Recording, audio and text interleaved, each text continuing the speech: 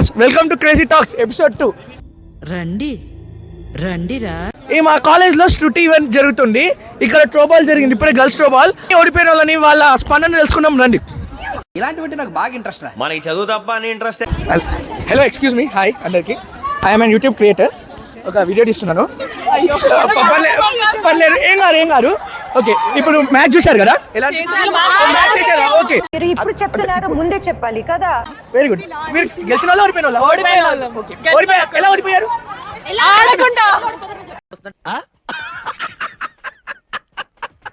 Okay okay, పర్లేదు. Okay, ఏం పర్లేదు.